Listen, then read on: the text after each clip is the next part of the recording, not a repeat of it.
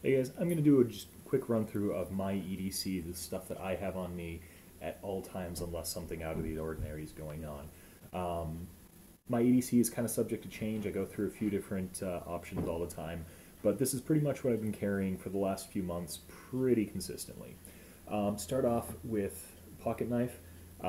This is a Kershaw Cryo. You can check out Nut and Fancy's review of it. That's kind of what sold me on the blade myself.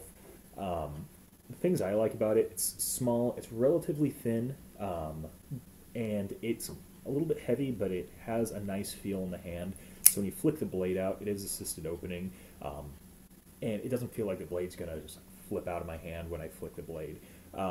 So that I really like. A lot of assisted opening blades I feel like are too light, and so when you do flick it, it just feels like that blade flips it back because the blade is actually heavier than the handle, which is not the case on this. It's sharp, it holds an edge well. Overall, just like it quite a bit. I was given this by my wife. It was a gift, so I like it pretty well. So yeah, Kershaw Cryo. Next, moving on, I kind of cycle through flashlights. One is the Phoenix PD20, which is what I've been running for the last few days, mainly because I bought a pair of jeans that it actually fits in well, and so that's why I've been carrying it. The other one is the Preon 2 by 4.7s. I don't like this one as well, but as you can see, it's a heck of a lot thinner, so it fits in your pocket of jeans, generally speaking, quite a bit better than the PD20. The thing I don't like about this is this button here is really easily tapped, and then you turn it on when it's in your pants, and it's awkward, and there's light coming out of your pocket, and it runs through the batteries. So, not a fan of that switch design, but it's a really good flashlight other than that. So don't count it out, just be aware of that, that switch on the bottom.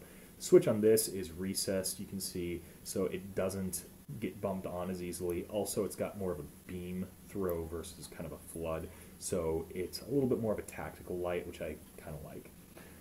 Next, got the wallet. This is just a basic, it's made by Swiss Army or Victorinox. Got it at Target, but it is really thin, which is nice. It's nice and comfortable. It doesn't lurch me over to the side when I have it in my pocket, so I do like that. Next, I will show you my phone. This isn't anything special. This is the Samsung Aviator, which is kind of a turd of a phone, to be totally honest. I don't really like it, and I'll be exchanging it pretty soon. I do like Android phones versus any other type of smartphone, but this one in particular, old hardware, old software, no development, not a big fan of it overall. Next, I will go on to my carry gun. This is my Beretta PX4 Storm Type F. This one I have in 40 Smith & Wesson, and you can see magazine is out and nothing's in the chamber. But the things I like about this, it's relatively small, it's heavy, but it's fairly compact. It feels nice in the hand. It doesn't feel like a little gun. It feels like a big gun. And it's got a really, really nice trigger. But what sold me ultimately on it is this safety. It's got the ambidextrous safety, so you can flip it on from either side. And the way that works is that you can actually, it's single action, double action. And if you drop the safety here, that actually drops the hammer, so it's a safe way to drop the hammer. And then also, there isn't really a good way to show it in the video, but when you flip this safety down, it actually rolls the firing pin completely out of commission, so there's no way that this thing's going to go off inadvertently. So that's obviously, safety is extremely important. I do have this one in 40 Smith & Wesson, which I really like. It's got a lot more punch than the 9mm, but you get quite a bit more capacity than 45. I think it's a really good midpoint between the two. So that's what I've got. Carry 1 in the chamber, 10 in the clip, and that's been my go-to. This has been my carry gun since I got my concealed carry permit. I carry that in this. This is a Minotaur MTAC, and this is a really fantastic, really fantastic holster. It's the combination of leather and Kydex, so it holds the gun nice and securely. There isn't, it covers the trigger, which is good, and it goes on the inside of the waistband really well. It is tuckable. I have worn it tucked in. My dog's making a bunch of noise in the background, sorry about that. And the other thing I like about it is that it is adjustable for the tilt. So you see, I don't actually have, I've got this one 3 buttons up, or 3 notches up. I have this one 2 notches, or 2 notches up.